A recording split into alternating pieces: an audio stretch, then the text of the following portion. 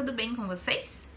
Todo pecado, ele pode ser perdoado pela igreja, desde que cumpridas as devidas penitências. Essa frase é do Papa Calixto I, o nosso santo do dia. E por falar em penitência, São Calixto era um grande entendedor desse assunto. E não só das penitências da igreja não, das penitências da vida mesmo no modo em geral.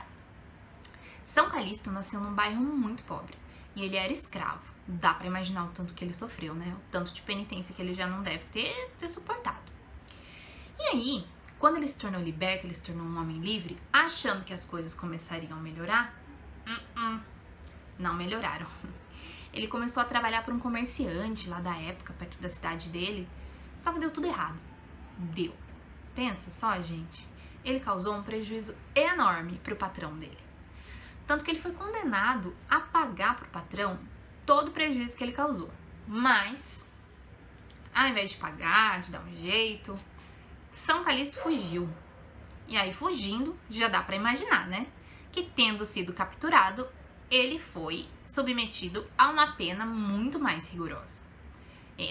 Ele foi enviado para uma ilha e lá obrigado a fazer trabalhos muito pesados, trabalhos forçados mesmo.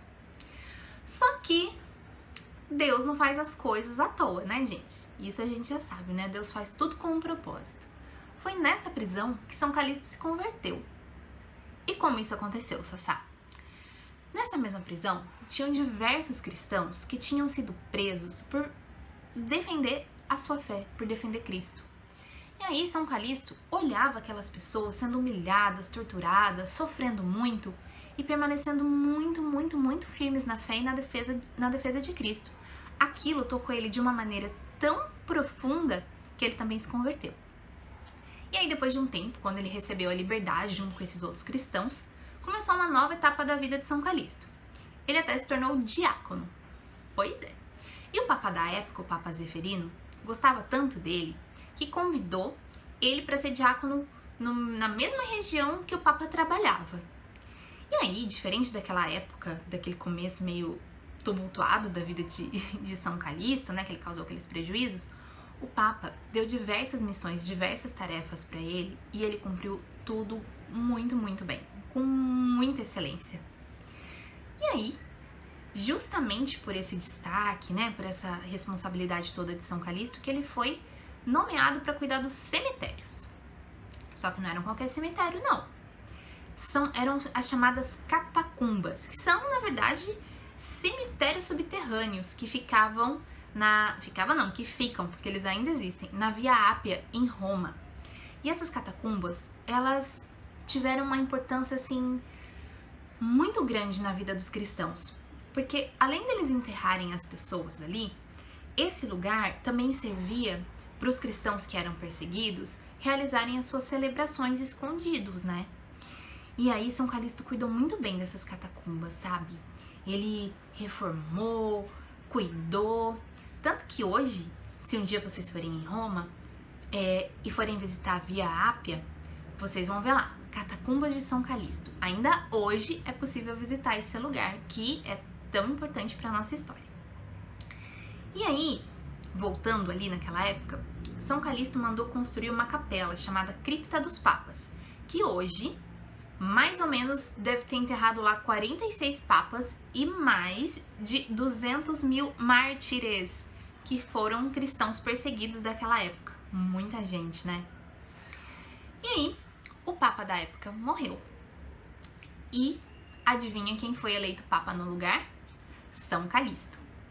Mas o Papa Calixto não teve um começo muito fácil ali, não. Ele foi eleito e começou a ter bastante oposição de umas pessoas da época que queriam fazer uma bagunça ali, numas ideias, numas verdades dentro da igreja.